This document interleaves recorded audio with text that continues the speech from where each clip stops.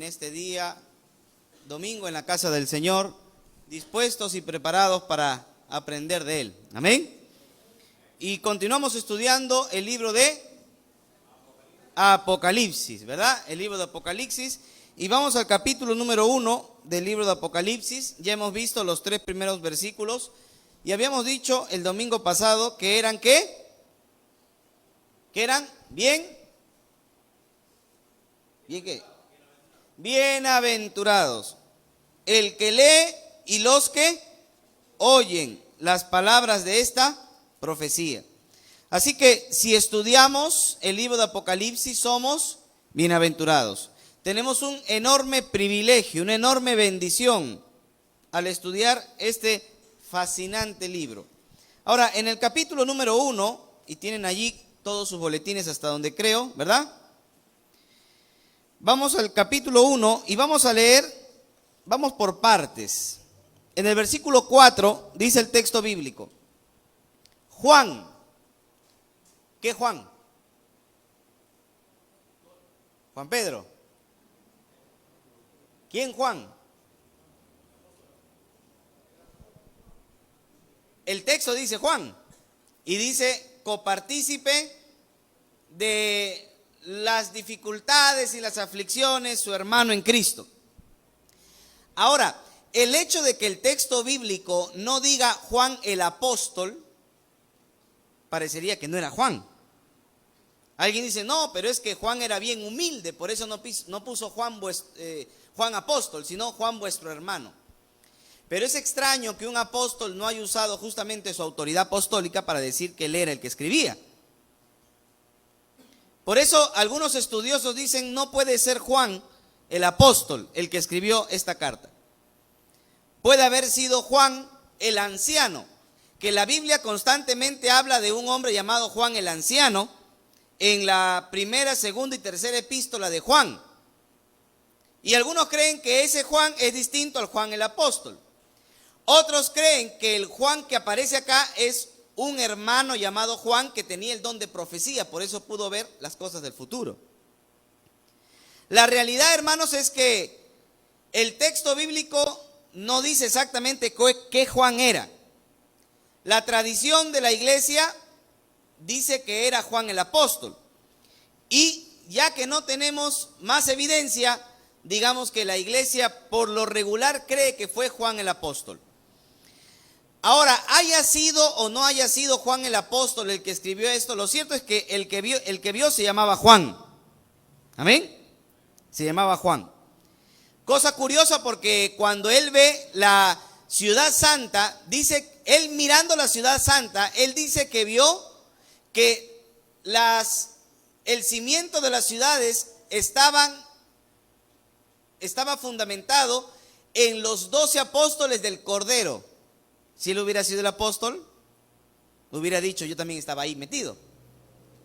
Pero él siempre lo ve de una manera muy lejano a lo que parece ser realmente el apóstol. Realmente es muy difícil. Mientras los estudiosos se pelean, hay que seguir con el estudio. ¿Amén o no? Porque si no nos quedamos ahí. Lo cierto es que por tradición sabemos que fue Juan. Independientemente de quién haya sido, está aquí en la Biblia y es la palabra de Dios. Y dice el capítulo 1, verso 4, Juan, a las 7 iglesias que están ¿dónde? En Asia. Gracia y paz a vosotros. Las 7 iglesias que estaban en Asia. ¿Dónde era Asia? No sé si puedes avanzar un poquito, por favor, para que puedan ver dónde estaba Asia. Muy bien. Esa zona de allí es Asia. De repente algunos no se ubican, pero lo que actualmente sería Turquía. ¿Ok? Es la zona costera, la zona oeste de Turquía. Y allí usted va a ver una pequeña isla frente a la costa que se llama ¿cómo? Patmos.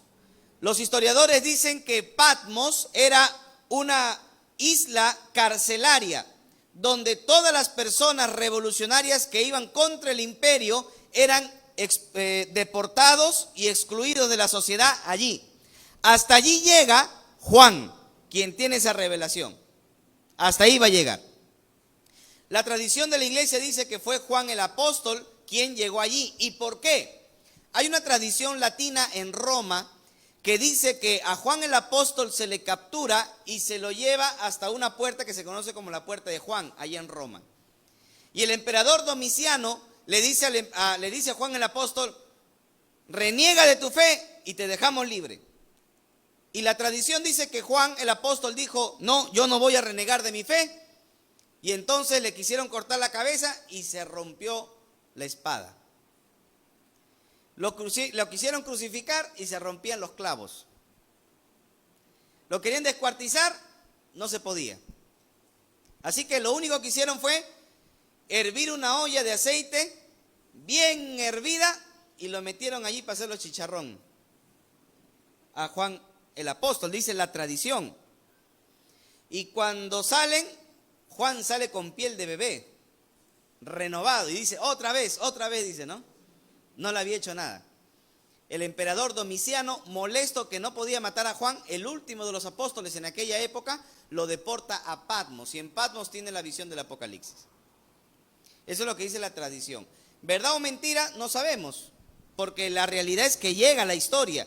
Y recuerde que los primeros cristianos sabían muchas historias y muchas frases de Cristo que nunca se escribieron, pero que siempre circularon entre los cristianos en aquella época. Sea cierto, ¿verdad? Juan llega a Patmos y allí en Patmos tiene una visión. Le escribe en primer lugar a las 7 iglesias. El saludo que tenemos acá es un saludo tradicional de las epístolas, como cuando Pablo saluda, y es una carta encíclica, es una carta circular. Es decir, Juan no tiene copistas, él no tiene 7 copistas para que vayan a cada iglesia a mandar una copia. Él escribe una sola copia y la persona tiene que ir por cada iglesia leyendo el texto. Amén. Esa es una encíclica. Ahora, dice: a las 7 iglesias que están en Asia, frente a Patmos habían justamente 7 iglesias. Y esas eran las iglesias empezando por el norte: Pérgamo, Tiatira, Sardis, Esmirna, Éfeso, Filadelfia, Laodicea. ¿Dónde creen ustedes que llegaba el mensajero a la primera ciudad que llegaba? ¿Cuál era? A la ciudad de Éfeso, ¿no? Era la ciudad más importante en aquella época. Y dicen los historiadores que cualquier persona sabía que esta era la ruta tradicional para poder hacer cualquier viaje por todo Asia. Así que Juan, cuando escribe a estas 7 iglesias, lo que está haciendo es enviar una carta solo empleando 7 iglesias principales. No significa que solamente hubieran 7 iglesias en Asia, sino que esas eran las 7 más importantes, porque estaban en ciudades estratégicas. Amén. Él sabía que si llegaba a Éfeso, todas las demás ciudades que estaban alrededor iban a recibir también el mensaje, porque Éfeso era una ciudad principal. ¿Amén o no? Es como, por ejemplo, cuando vienen los embajadores de otros países, ¿a qué ciudad llegan? A Ica. Acá a Santiago los alojan acá al lado. ¿A dónde llegan? La ciudad principal. Porque saben que llegando allí, llegando a Lima, la información va a todos los departamentos, ¿verdad? Entonces, cuando Juan escribe a las 7 iglesias, le escribe a 7 iglesias que él sabía que iban a ser principales y que tenían el gran deber de escribirle a todos los hermanos de la zona de Asia de que sigan adelante a pesar de la persecución. Hermanos, la persecución en aquel momento era una terrible persecución. Asia era una provincia romana que en el siglo I, dice la historia bíblica o la historia de la iglesia, que se había expandido tanto el cristianismo que para principios del siglo II, el gobernador de Bitinia, más al norte, cerca de Tiatira, más al norte, había una ciudad llamada Bitinia. El gobernador de Bitinia, a principios del siglo II, le escribe una carta, dice la historia, al emperador romano y le dice: ayúdanos porque los templos paganos están vacíos. Nadie viene a adorar a los dioses porque están creyendo en Jesús. Y existe la carta. Quiere decir que para el siglo II el cristianismo había crecido en Asia de tal manera que ya la gente no iba, uno llegaba a los templos y estaban vacíos, porque el cristianismo había crecido. Pero así como había crecido el cristianismo, los cristianos también tenían opositores. ¿Quiénes eran opositores de los cristianos? Los judíos y los romanos. Los judíos, porque los judíos veían como amenaza que se anunciara a un Mesías, que ellos decían no es Jesús. Y los romanos veían al cristianismo como una amenaza. ¿Por qué? Porque los romanos decían solamente hay un Señor y es el César. Porque el término Señor en griego, kurios, no solamente significaba Señor, significaba soberano y Dios. Y cuando decían solamente hay un Señor, el César, decían que Dios era César. Pero los cristianos donde llegaban decían hay un solo Dios y un solo Señor y su nombre es Jesucristo. Entonces los romanos miraban eso como una amenaza y creían que los cristianos iban a hacer una revolución en el imperio. Amén. Así que tanto judíos como cristianos, tanto judíos como romanos perseguían a los cristianos para la época del siglo I. Era una terrible persecución, hermano. ¿Y por qué los perseguían los romanos? La historia dice que los romanos los perseguían por varios aspectos. Número uno, porque los cristianos decían que Cristo era el Señor, el Curios. Y era un título que se le aplicaba al César. Así que César tenía temor de Cristo y perseguía a los cristianos.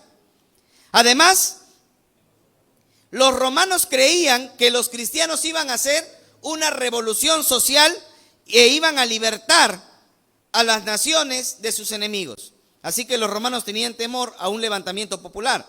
Además, los romanos decían que los cristianos eran incestuosos. ¿Por qué? Porque se casaban entre hermanos. Se casaban entre hermanos. Y es que las primeras comunidades cristianas, entre todos se llamaban ¿qué? Hermanos, pues. Entonces, como los romanos no sabían, los acusaban de incesto. Además, acusaban a los cristianos de ser caníbales. ¿Por qué? Porque decían, los historiadores romanos del siglo I, siglo II, decían que los cristianos se reunían en hermandad, se casaban entre ellos y comían carne y bebían sangre. ¿A qué se refiere? A la Santa Cena, pero ellos no sabían, pues. Entonces creían que los cristianos eran caníbales y decían, si estos se van a desparramar por todo el imperio, nos van a terminar comiendo a todos. ¿Me entienden o no me entienden? Entonces tenían temor de los cristianos. Además, a diferencia de la religión judía, los judíos sí eran una religión permitida en el imperio romano. Los cristianos no eran una religión permitida. ¿Amén? Y como no era una religión permitida, entonces estaban los únicos que estaban permitidos en no adorar al César eran los los judíos. Es decir, los romanos habían dado permisión a los judíos para no adorar al César. Era la única religión permitida. Pero los cristianos no tenían esa permisión. Por eso los perseguían hasta la muerte. En ese contexto de persecución, Juan escribe a estas 7 iglesias que son las iglesias más destacadas y estratégicas de toda la región de Asia. Él sabía la importancia de estas ciudades en esa región. Por eso es que él le escribe a ellos la palabra de Dios, porque sabía que de allí la palabra de Dios iba a llegar rápidamente a todos los demás lugares. ¿Qué sucedió? Sigamos leyendo, versículo 4. Ya tenemos todo el contexto. Vamos a ver el versículo. ¿Están despiertos, hermano? Amén, muy bien. Dice, Juan a las 7 iglesias que están en Asia, gracia y paz a vosotros. Algunos toman los términos gracia y paz como si fueran términos teológicos. La gracia salvadora y la paz que trae cuando Dios nos reconcilia. No es así.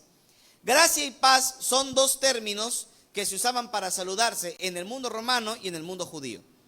En el mundo romano, los romanos decían gracia a ti. Era como decirte hola. Esa era una manera de saludarse. Entre los judíos se llamaban la paz contigo. Entonces, gracia y paz es como si Juan saludara a cristianos gentiles y a cristianos judíos. ¿Me dejo entender?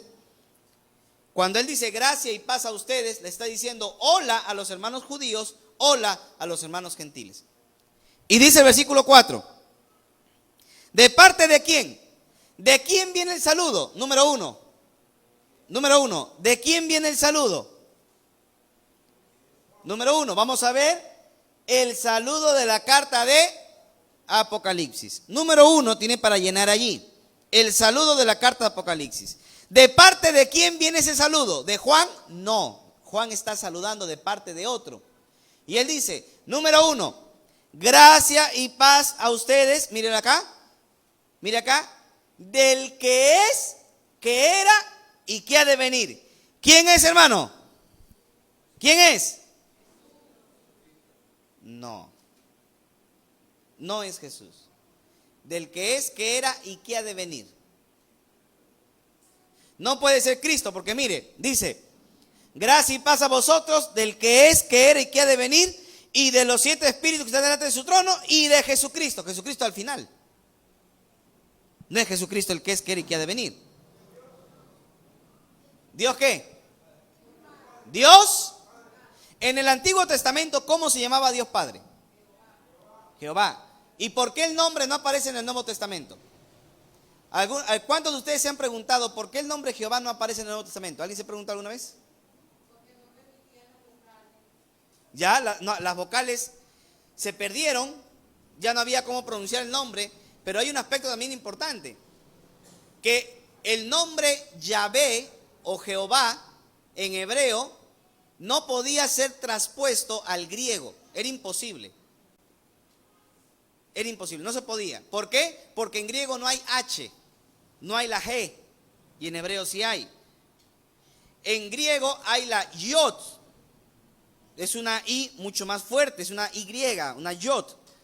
Pero en el idioma romano, en el latín y en el griego, no había Yod, había iota, era una I mucho más suave. Entonces, como no podía pasarse el nombre de Jehová al texto griego, entonces lo que hicieron los traductores fue ponerle Señor, o Cristo, o Señor, o Dios, y así se quedó.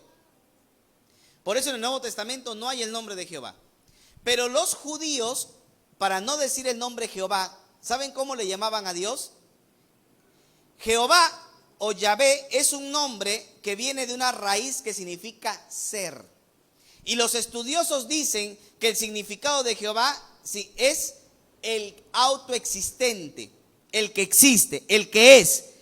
No el que aparece, sino el que siempre fue. Eso significa Jehová.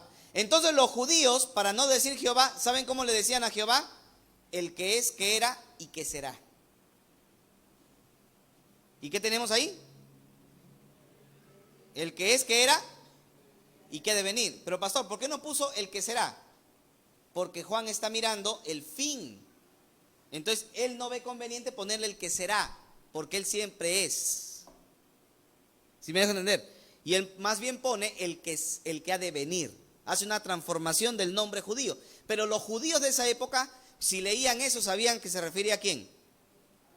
A Dios Padre, a Yahvé. O sea, gracia y paz a ustedes. Les saludo, hermanos, de parte del que es, que ha de venir. Es decir, les saludo de parte de Jehová. ¿Amén o no? Les saludo de parte de Jehová. Y luego dice, y de los 7 espíritus que están delante de su... ¿Quiénes son esos 7 espíritus delante de su trono? 7 espíritus delante de su trono. ¿Será mi abuelita, mi abuelito, mi tío? No. ¿Quiénes son esos 7 espíritus delante del trono de Dios?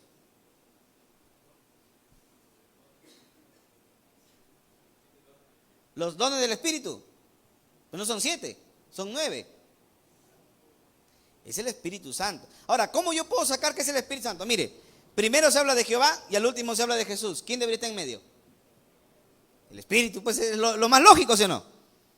Pero la pregunta es, ¿por qué el Espíritu Santo no le dice y de parte del Espíritu Santo? ¿Por qué Juan dice y de parte de los 7 espíritus? Porque Apocalipsis, no le dije yo que es un libro que hay que entender la fraseología, la simbología, hay que entender la forma enigmática y oculta en la que escribe. Los judíos de aquella época decían que el Espíritu de Dios tenía 7 manifestaciones. ¿Cuáles son esas 7 manifestaciones? Isaías capítulo 11, vamos para allá. No se vaya a dormir. Mi pistola de agua que está. Ya, no se duerma. Isaías capítulo 11. Mire lo que dice el versículo número 1. Isaías 11:1. Saldrá una vara del tronco de Isaí, y un vástago retoñará de sus raíces, y reposará sobre él el espíritu de Jehová, espíritu de sabiduría y de inteligencia. Cuente conmigo, ¿ah? Verso 2. Y reposará sobre él espíritu de... Primero, espíritu de Jehová, número 1. Espíritu de sabiduría, número 2. De inteligencia, 3. Consejo, 4. Poder, 5. Conocimiento, 6. Temor de Jehová, 7. Entonces, los judíos en aquella época decían que el Espíritu Santo se manifestaba en 7 espíritus, en 7 características o 7 cualidades. Así que si un judío leía, gracia y paz a ustedes, me está saludando. De parte del que es, que era y que ha de venir. Me está saludando de parte de Jehová, el que es, que era y que será. Y de los 7 espíritus que delante de su trono. Y me está saludando de parte del Espíritu Santo. ¿Amén o no amén? ¿Lo había leído así o no? Ahora ya se entiende, ¿verdad? Y luego dice, y de Jesucristo. Ahí está la tercera persona. O sea, el saludo es un saludo ¿qué? Trinitario. Es un saludo trinitario. Juan está usando la Trinidad para saludar a los hermanos en toda Asia Menor. Y dice, y de Jesucristo. Pero Jesucristo es mencionado acá haciendo 3 acciones. Tiene 3 títulos, 3 actividades y 3 palabras de esperanza. 3. Es estratégica la manera como Juan escribe el Apocalipsis. Porque no solamente hay bloques de 7, también hay bloques de 3. Resalta la Trinidad y la perfección. Y mire lo que dice, versículo número 5. Y de Jesucristo. Y de Jesucristo dice, mire, y de Jesucristo. Testigo, ¿qué? Testigo fiel. Primer título, Cristo era testigo fiel. Segundo título, el primogénito de los muertos. Tercer título, el soberano de los reyes de la tierra. ¿Cuántos títulos Juan le da a Cristo? 3 títulos. 3 personas y Jesucristo tiene 3 títulos. Primer título, el testigo fiel, porque él era testigo de Jehová. ¿Amén o no? ¿Sí o no? Era testigo de Jehová, pero de los verdaderos, no de los falsos. Pero sí era testigo del Señor. Pero él era testigo fiel, ¿por qué? Porque Cristo había testificado la palabra de Dios. Y por testificar la palabra de Dios, él padeció. Cuando Juan le dice, Cristo es el testigo fiel, le está diciendo, hermanos, no se preocupen. Si ustedes testifican la palabra de Dios, recuerden, los hermanos estaban siendo perseguidos. Y los hermanos estaban desalentados. Usted cuando está en persecución anda feliz. Oiga, qué alegría que nadie me quiere. Todo mi barrio me ha botado de mi casa. Estoy sin nada de plata. Qué bendición hoy, qué alegría. ¿Así anda usted? Hermano, cuando tenemos persecución y el imperio nos quiere matar, andamos a veces desanimados, ¿sí o no? Nos va a ganar el desánimo. Y Juan les escribe y dice, no se preocupen porque Jesucristo, ¿qué era? Testigo fiel. No se preocupen, hermanos, les dice Juan, porque Cristo también predicó la palabra de Dios y a él también lo persiguieron. Ustedes van a ser perseguidos porque Cristo también fue perseguido. Pero no solamente le dice que Jesucristo era el testigo fiel. Él dice que Jesucristo era ¿qué? ¿Qué era? Primogénito de los muertos. O sea, Juan les está diciendo, no se preocupen si los persiguen, porque los persiguen por ser testigos de Cristo. ¿Y saben qué? Cristo fue el testigo fiel. Y no se preocupen porque a Cristo lo mataron. Ya también los van a matar. No, ya si los matan también, hermanos, no se preocupen. Pero Él es el primogénito de los muertos. Y si Cristo resucitó, nosotros resucitaremos con el Señor. Les está dando una esperanza, un aliento a los hermanos. para que no se dejen desanimar por la prueba que estaban atravesando. Y no solamente eso, hermano, el tercer título es maravilloso, porque dice, y Cristo, ¿saben qué, hermanos? Cristo es el soberano de los reyes de la tierra. ¿Sabe qué significa eso? Juan lo que está diciendo es, sobre el César hay uno mayor, y ese es nuestro Señor. ¿Amén?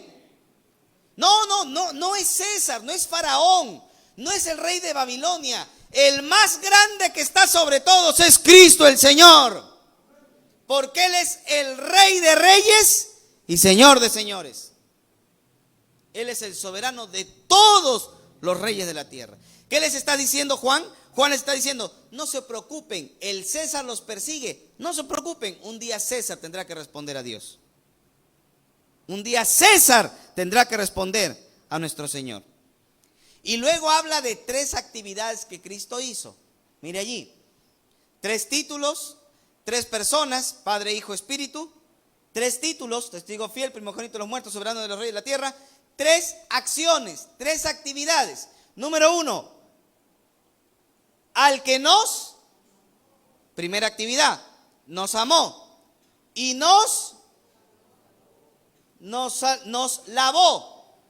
Segunda actividad, de nuestros pecados con su sangre y nos hizo. Nos amó, nos lavó y nos hizo. Está en tiempo pasado. ¿Qué significa eso? Que Cristo ha hecho una obra tan perfecta que no solamente nos ha lavado y nos ha perdonado. Cristo también ya nos ha hecho reyes y sacerdotes con Él. Somos reyes y sacerdotes junto con el Señor. Él nos amó, nos liberó de nuestros pecados. Ahí la palabra lavó en el griego más bien significa nos liberó de nuestros pecados. ¿Y con qué? Con el precio de su sangre. Lo que se pagó para que hoy usted y yo seamos salvos fue la sangre de Cristo. Es decir, Cristo se ofreció como ofrenda por nosotros, porque nosotros no podemos hoy entregarnos como ofrenda al Señor. Amén. Si Cristo entregó todo por nosotros, ¿por qué no puedo entregar yo mi vida al Señor? Y nos hizo, dice la Biblia, reyes y sacerdotes para Dios su Padre. Y dice, a Él sea la gloria y el imperio por los siglos de los siglos. Amén. Hay una doxología, la doxología es una alabanza. Hay una alabanza que se le da a Cristo, porque hermano, Cristo es merecedor de alabanza por lo que ha hecho en nuestra vida. ¿Amén o no? Oiga, tan grande es lo que Dios ha hecho, tan maravilloso es lo que Dios ha hecho. Nadie daba nada por nosotros. Cristo murió y se entregó para que seamos hijos de Dios. Y más que hijos, reyes y sacerdotes con Él. ¿Sabe lo que dice la Biblia? Que nos sentaremos en su trono. ¿Usted se imagina eso? Sentarse en el trono de Jesús con Él. Es maravilloso, hermano. ¿Amén o no? Tremenda esperanza. Oiga, si usted no tiene esperanza con esto, ya no podemos hacer nada en su vida. Acá hay una gran esperanza. ¿Amén o no? Para el que cree. Luego va a hablar de 3 esperanzas, versículo 7. No sé si se parece. Luego va a hablar de 3 esperanzas. Ahí está. Las 3 esperanzas. Y dice, versículo 7. He aquí que viene con las nubes y todo ojo lo verá. Y los que le traspasaron y todos los linajes de la tierra harán lamentación por él. Sí, amén. Mire, dice, Cristo viene. Primera esperanza, Cristo viene. Hermano, lo que Juan les está diciendo es, hermanos, no se desalienten por medio de la prueba, de la persecución. ¿Los persiguen? Sí. ¿Los molestan? Sí. ¿Están detrás de ustedes? Sí. ¿Los quieren matar? Sí. Pero no se desalienten porque Cristo viene. ¿Sabe lo que le está? Y es más, en griego ni siquiera dice viene. ¿Sabe lo que dice en griego? Erjontai significa Cristo está viniendo. ¿Sí entiendes? Lo que Juan está diciendo es Cristo ya está bajando. Literalmente para Juan, Cristo ya está bajando. Y le dicen, no se desalienten, porque ella se ve ya, a lo lejos se ve, y está viniendo. ¿Amén o no amén? Hermano, tremenda esperanza. Lo que le estaba diciendo Juan a los hermanos es, no se preocupen porque Cristo viene a poner las cosas en orden. Esa gente que los está oprimiendo van a tener que reconocer sus agravios, van a tener que reconocer el daño que les han causado, porque llegará el día en que Cristo venga y ellos tendrán que responder por lo que les han hecho ustedes. Segunda esperanza, dice, para terminar la primera esperanza, y todo ojo lo verá, y lo que ¿quiénes le traspasaron al Señor? Los judíos y los romanos. Ellos verán al Señor. Los que crucificaron a Cristo lo van a ver viniendo. Es decir, Juan está diciendo que llegará el día cuando otra vez le vean, pero ya no va a ser una figura quebrantada en la cruz. Cristo ya no va a venir débil y muerto en una cruz. Cristo vendrá como el Rey de Reyes y el Señor de Señores. Y ellos tendrán que responder delante de Dios de por qué persiguieron a la iglesia. ¿Amén o no amén? ¿Cuántos tienen esperanza, hermano? Es una esperanza tremenda, maravillosa. Yo no sé si usted lo cree, yo creo esto, hermano, Cristo va a venir. Yo lo creo completamente, yo no dudo de eso, hermano. Y si me muero, que pongan, este se murió esperando que Cristo venga, porque yo sé que me voy a resucitar y miré con el Señor. Hermano, ¿y qué más dice? Segunda esperanza. Y todos los linajes de la tierra harán lamentación por él. Sí, amén. ¿Qué está diciendo? Sí, que se cumpla. Sí, así va a ser. Sí, es verdad. Eso, el amén significa eso. Está diciendo, va a suceder porque va a suceder. ¿Amén o no? Y luego dice, sigue leyendo. Yo soy el alfa. ¿Quién dice eso? El principio y el fin. ¿Dice quién? El Señor. ¿Quién es el Señor allí? Lo primero que se nos viene es que es Jesús. ¿Puede ser Dios Padre? Sí. ¿Puede ser Cristo? Sí. No voy a meterme ahorita a una discusión sobre eso porque sería tomarnos todo el tiempo. Pero vamos a decir que era el Señor, porque ahí dice Señor. Pero Él dice, yo soy el alfa y el omega. ¿Qué cosa es el alfa? Alfa y omega, pastor, alfa, me parece conocido. Alfa y omega, ¿no es eso que hablan de los ovnis? Sí. Pero ellos han tomado de la Biblia el título alfa y omega, pero es un título que tiene el Señor. Yo soy el alfa y el omega, el principio y el fin. El alfa es la primera letra del alfabeto griego. Omega es la última letra del alfabeto griego. Alfa y omega significa soy el primero y el último, el principio y el fin. ¿Sabe lo que está diciendo? Antes que mí no hay nadie y después de mí no habrá nada. Lo que Juan está diciendo es que Dios es el Señor del principio y del fin. Dios es el Señor del tiempo. ¿Sabe por qué es importante esto? Miren, yo le voy a tomar unos minutos para explicar esto. Esto es muy significativo, muy importante. Quiero que lo entiendan. Yo le pregunto, ¿qué es el tiempo? ¿Qué cosa es el tiempo? El tiempo es un segmento de la eternidad. La eternidad no tiene tiempo. Voy a poner de esta manera, mira acá. Supongamos que yo me paro acá en medio, ¿ya? Míreme, ¿ah? ¿Me está mirando o no? Ya. Yo me paro acá en medio. Si yo extiendo una línea hacia allá, hacia el infinito, esa es eternidad. No tiene principio, se va hasta el infinito, se va.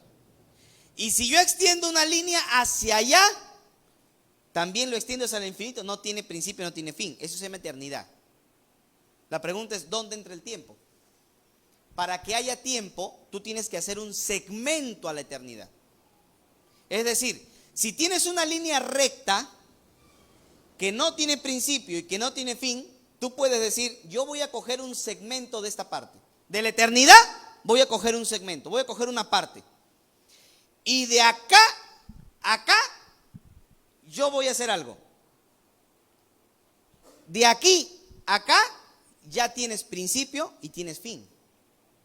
Pero antes del principio, ¿qué hay? Eternidad. Y después del principio, después del fin, ¿qué cosa va a haber? Eternidad. Entonces, el tiempo es un segmento de la eternidad. ¿Sí me deja entender? El tiempo solamente es un segmento de la eternidad. Es cuando Dios dice, de aquí a aquí voy a hacer algo, pero hacia allá hay infinito y hacia allá hay infinito. ¿Sabe quién nos ha introducido al tiempo? ¿Sabe quién nos introdujo al tiempo? ¿Quién fue el que dijo, en el principio voy a hacer las cosas y este será el fin para las cosas? ¿Quién fue? Dios nos introdujo al tiempo. ¿Y sabe quién nos va a sacar del tiempo a la eternidad? Dios. Por eso Dios dice, yo soy el principio y el fin. Yo los introduje al tiempo y yo los voy a sacar del tiempo a la eternidad. ¿Sabe lo que está diciendo Juan? Lo que Juan está diciendo, que si Dios es el Señor del tiempo, Él dirige el curso de la historia. Les está diciendo, hermanos, no se preocupen. Sí, los están persiguiendo, los están matando, los están destruyendo, están haciéndolo añicos de su vida, pero no se preocupen, porque el Señor está dirigiendo todo. Amén. Nada se escapa de las manos del Señor. Y por último, dice el Señor, el que es, que era y que ha de venir. ¿Título de quién? Entonces, ¿quién dice yo soy el Alfa y el Omega? ¿Quién lo dice? Dios Padre. No lo dice Cristo. Yo soy el Alfa y el Omega. El principio dice el Señor. Lo que pasa es que el Señor no podía escribir Jehová. Y entonces ponen el que es, que ha de venir. El todo. Hermano, todopoderoso en griego, pantocrator. Pantocrator significa el que todo lo puede hacer. Y el término pantocrator era un término griego que estaba en contraposición al César. Porque el César era llamado el autócrator. ¿Sabe qué significa autócrator? El tirano, el despótico, el dictador, el único señor. Mientras César era el único señor y la única autoridad y el tirano y el despótico y el dictador, Dios es el pantocrator, el que todo lo puede hacer. Así que yo le pregunto, entre el autócrator y el pantocrator, ¿quién es más? ¿Quién es más? ¿El que todo lo puede hacer o el que se cree que es todo? ¿Ve? Por eso Juan estratégicamente pone y del Todopoderoso, para que, es como decirle a los hermanos, hermanos, no se preocupen porque ustedes no sirven al autócrator, ustedes sirven al pantocrator. Ustedes sirven al que todo lo puede hacer para su gloria. ¿Amén o no amén? ¿Amén o no amén? Amén.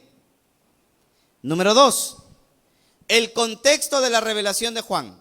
Número 2, el contexto de la revelación. ¿Qué pasó? Versículo 9. ¿Está conmigo en el texto o no? Amén. Yo, Juan, vuestro hermano y copartícipe en la tribulación, en el reino y en la paciencia de Jesucristo. ¿Qué está diciendo, hermanos? Yo con ustedes me identifico. Ustedes sufren, yo también sufro. ¿Amén o no? Ustedes sufren, yo también sufro. Ustedes reinarán, yo también reinaré. ¿Amén o no? Ese es el punto. Y dice, versículo número 9. Yo, Juan, vuestro hermano, y copartícipe vuestro en la tribulación, en el reino y en la paciencia de Jesucristo, estaba en la isla llamada Patmos por causa de la palabra de Dios y el testimonio de Jesucristo. ¿Por qué lo habían mandado allí? ¿Por qué era un revolucionario? ¿Por qué era un terrorista? ¿Por qué Juan llega hasta ahí? ¿Por qué? Por predicar la palabra de Dios. Hermano, si usted predica la palabra de Dios, usted va a ser perseguido, rechazado. Pero no importa, porque Dios está con nosotros. A Juan no le importaba estar en una isla recluido, porque él sabía que allí Dios estaba con él. Hermano, en una ocasión a Ireneo de León o Policarpo, discípulo de Juan, lo quemaron vivo. Discípulo de Juan, Policarpo, uno de los padres de la iglesia, lo quemaron vivo. Y Policarpo dijo: me podrán quitar todo, quítenme tierra, quítenme familia, quítenme trabajo, quítenme todo, pero algo no podrán quitar. No me podrán quitar a Jesús. ¿Amén o no? Hermano, yo leo esto y yo digo, no sirvo para nada, ¿no? Estos hermanos eran perseguidos y buscaban ir al culto. A nosotros nadie nos persigue, ahí nos persiguen para ir al culto. Hermanos, ¿verdaderamente somos cristianos que valemos para algo? Estos eran cristianos. ¿Amén o no? Estos eran cristianos. Nada que se ofenden, ¿no? Estos eran cristianos. ¿Amén o no? Hermano, yo me quedo admirado de cómo los perseguían hasta la muerte. Y ellos decían, no importa ya. Por último, mátame. Morían cantando, hermano. ¿Qué pasó? Siga leyendo. ¿Está interesante o no? Verso 10. Yo estaba en el Espíritu en el día del Señor. ¿Cuándo es el día del Señor? El día domingo. Hay mucho que ver aquí, no lo podemos hacer. Yo le invitaría a que usted entre al curso Apocalipsis que yo dicto en la facultad. Ahí vamos a ver palabra por palabra. Ahorita no podemos ver todo.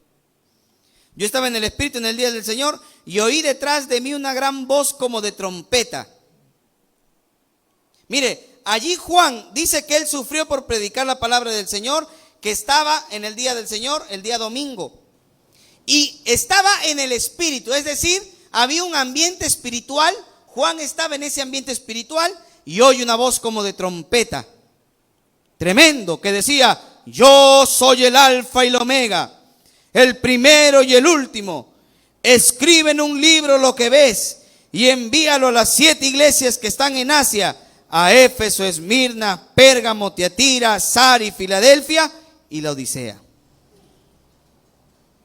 Tremendo, hermano. Allí lo que hace Juan es oír la voz. Y como él escucha una voz, inmediatamente voltea para ver quién le hablaba. Versículo 12.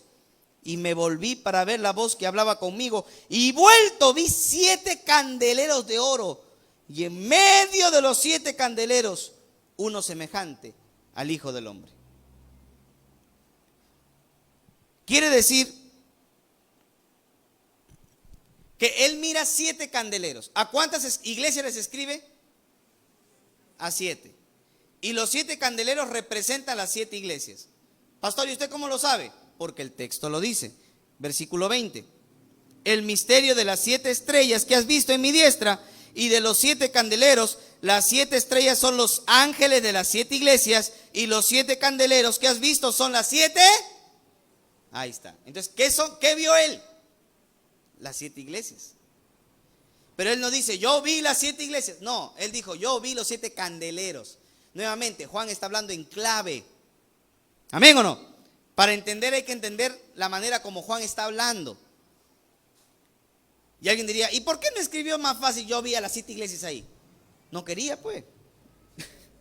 El Señor dijo, escribe que eran 7 candeleros. Y puso 7 candeleros para que se haga más interesante. ¿Amén o no? Y luego dice allí, que vio a uno semejante al Hijo del Hombre. ¿Quién era ese semejante al Hijo del Hombre que vio? Ahora, ¿por qué usó los candeleros? ¿Qué cosa era un candelero? Los judíos tenían la costumbre de usar un candelero tanto en el templo como en el tabernáculo. Y el candelero se volvió en un símbolo de la religión judía. Hasta el día de hoy, el escudo de Israel tiene un candelero de 7 brazos. Se llama la menorá.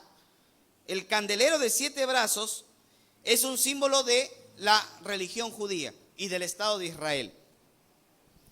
¿Por qué Juan dice que las 7 iglesias son como 7 candeleros? Haciendo referencia a los candeleros judíos. Porque la fe cristiana nació de la fe judía. ¿Amén o no? Nuestra fe cristiana es una fe que nace de la fe judía. Las raíces de nuestra iglesia son judías. ¿Amén? Nuestro Mesías fue judío, los apóstoles fueron judíos, la Biblia es un libro judío y nuestro Dios es un Dios judío. ¿Amén o no? Las raíces de nuestra fe es judía, por eso Juan habla de las iglesias como candeleros, símbolos de la religión judía. Y luego dice, número 3, aquí ya vamos a entrar a la parte de la revelación. Número 3, la revelación del Hijo del Hombre. Número 3, la revelación del Hijo del Hombre. Mire lo que dice el versículo 13. Y en medio de los 7 candeleros, a uno semejante al Hijo. ¿Quién era este, hermano? Jesús. Mire, en Daniel capítulo 7 se habla de un personaje que se presenta ante Dios con semejanza de Hijo de Hombre, para recibir todo el reino que Dios tiene para el futuro, para su pueblo. Eso es en Daniel capítulo 7, versículo 14, si no me equivoco. Versículo 13, 7:13. Los judíos decían que el Mesías era el Hijo del Hombre que tomaría el reino. Y Juan, ¿cómo le llama a Jesús? Hijo de Hombre, porque era un término para hablar del Mesías. Tomado de Daniel 7 y que los judíos conocían en esa época. Y dice, y me volví para ver, ¿qué? Los candeleros, y en medio de los candeleros no estaba, oiga, no dice que el Hijo del Hombre estaba fuera de los candeleros. ¿Dice eso? No dice que el Hijo del Hombre estuviera al lado de los candeleros. ¿Dice eso? No dice que el Hijo del Hombre estuviera delante del candelero. No, dice que el Hijo del Hombre estaba ¿dónde? En medio. Hermanos, Cristo no está al lado de su iglesia. Cristo está en medio de su iglesia. La iglesia es el lugar donde Cristo se pasea. La iglesia es un lugar donde el Señor trabaja en nuestras vidas. ¿Amén o no? Y nos ayuda a crecer. Y la obra de Cristo, el trabajo de Cristo es estar en la iglesia, en medio. Porque si la iglesia sufre, Cristo sufre. Hermanos, cuando Pablo perseguía a los cristianos, cuando se encontró con el Señor, dice que Pablo miró y le dijo, Señor, ¿quién eres? Y el Señor le dijo, soy Jesús, a quien tú persigues. ¿Cuándo Pablo persiguió a Cristo? Nunca. Pero sí persiguió a la iglesia. Es decir, quien persigue a la iglesia, persigue a Cristo. Hermanos, Cristo está en medio de nosotros. No sé si usted lo entiende. ¿Amén? Cristo está en medio de nosotros. Por eso venir a la iglesia no debe ser algo ritual. Venir a la iglesia no debe ser un ritual de cada domingo yo voy a la iglesia porque pues es la costumbre, así me han enseñado. No. ¿Sabe por qué venimos? Porque en medio de nosotros está Jesús. Y se pasea en medio de nosotros. Y dice el versículo 13, hablando de las características del Señor, versículo 13, léalo conmigo. Y en medio de los 7 candeleros, uno semejante al Hijo del Hombre, vestido de una ropa que llegaba hasta los pies, ceñido por el pecho de un cinto de oro. Una ropa que llegaba hasta los pies, solamente usaban los sacerdotes. Está mostrando a Cristo como sacerdote en medio de la iglesia. Y dice, versículo 14, su cabeza y sus cabellos eran blancos como la blanca lana, como nieve, sus ojos como llama de fuego, sus pies semejantes al bronce bruñido, refulgente como un horno, y su voz como un estruendo de muchas aguas. Tenía en su diestra 7 estrellas, o sea, en su mano derecha tenía 7 estrellas, y de su boca sale una espada aguda de 2 filos, y su rostro es como el sol cuando resplandece con toda su fuerza. Pregunta, ¿esto es literal? O sea, ¿realmente Juan voltea y ve a Jesús con una espada en la boca? No, pues hermano, tenga cuidado. No, que yo soy al pie de la letra, yo creo lo que dice la Biblia. Estás mal, pues, porque hay cosas que no van así. Lo que él está queriendo describir es que sí vio a Cristo. No sé si me dejo entender. Sí lo vio. Pero fue tan grande la gloria que vio de Cristo que él trata de hablar de su poder, de su gloria. Trata de hablar de quién es él, pero usa figuras para hablar de cómo es él. Sí lo vio, pero no lo vio de esa manera, literalmente. ¿Amén o no? Está usando figuras, metáforas para hablar de él. Habla de su poder, habla de su sabiduría, habla de su fuerza. Blanco, su cabello blanco como la nieve. Las canas, ¿qué representan? Sabiduría. Algunos se pintan la sabiduría, ¿no? ¿Qué representan las canas? Dice la sabiduría, ¿se da cuenta o no? Sabiduría. Y si ve a Cristo lleno de canas, ¿qué significa? Era un hombre sabio, con llama de fuego, porque está airado ¿de qué? De cómo están tratando a su iglesia. O sea, está hablando, no sé si me dejo entender que está hablando de manera gráfica. ¿Amén o no? No es literal, es simbólico. ¿Y qué dice el Señor? Aquí viene la parte más impactante, hermano, de la prédica, versículo 17. Cuando le vi, dice, caí como muerto a sus pies y él puso su diestra sobre mí. O sea, Juan se cayó casi muerto y el Señor puso su mano derecha y le dijo, no temas, yo soy el primero y soy el último. O sea, lo que le está diciendo es, no te preocupes. ¿Por qué me tienes miedo? No me tengas miedo. Yo soy el primero, soy el último. Y el que vivo, y estuve muerto, pero he aquí que vivo por los siglos de los siglos. Amén. Sí o sí, vivo para siempre. ¿Sabe por qué Cristo es el primogénito de los muertos? Escuche esto. Pastor, ya se pasó, espérate. ¿Sabe por qué Cristo es el primogénito de los muertos? Yo le pregunto, antes de que Cristo resucitara, ¿cuántos habían resucitado? Muchos. Resucitaron el hijo de la viuda de Naín, resucitó Lázaro, en la época de Elías resucitaron también con Eliseo, con Elías algunas personas. Muchas personas resucitaron cuando Dios les dio vida otra vez. Pero ninguno de ellos era el primogénito de los muertos. ¿Sabe por qué? Porque Dios les resucitó y estuvieron con vida y después se volvieron a morir. Pero Cristo es el primogénito de los muertos porque Él resucitó y vive para siempre.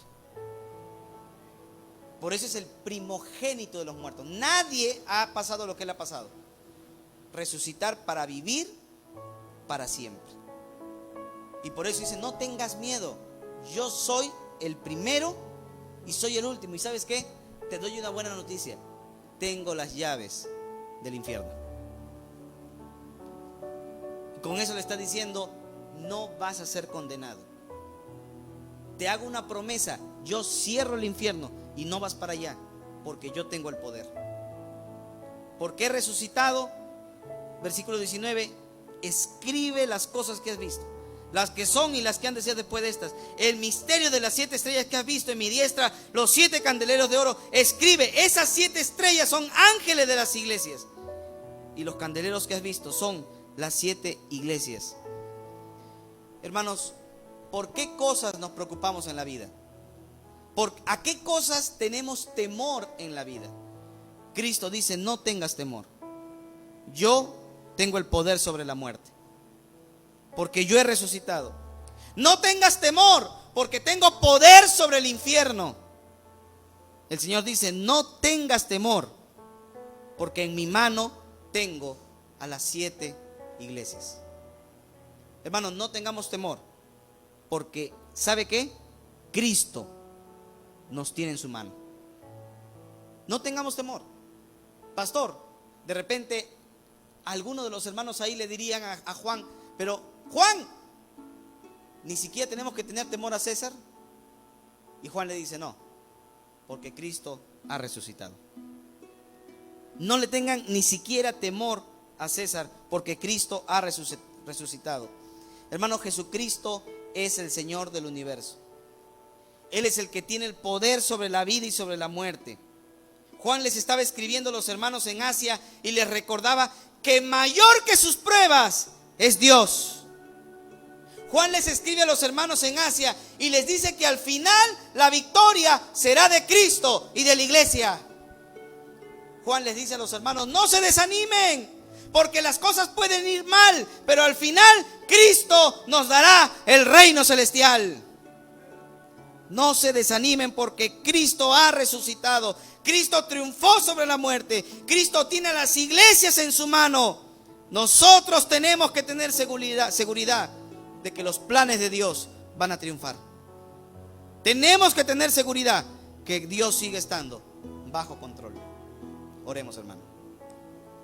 Señor, gracias te damos por tu palabra en esta hora. Gracias porque esta imagen tan maravillosa de nuestro Señor nos brinda un aliento. Nos brinda, Señor, una esperanza tan grande. Señor, gracias porque tú eres el que has muerto y has resucitado para darnos el reino. Porque estas palabras son como aceite fresco que refresca nuestro corazón, nuestra alma, esperanza viva para nosotros de que un día vas a venir y que enjugarás toda lágrima de nuestros ojos. Gracias, Señor, que el estudio de este maravilloso libro nos lleve a tener más fe y más esperanza en medio de la dificultad. Gracias te damos, Señor, porque eres bueno y para siempre es tu misericordia. Te lo imploramos en el nombre de Jesús. Gracias, Señor. Amén y amén. Gracias al Señor, hermano.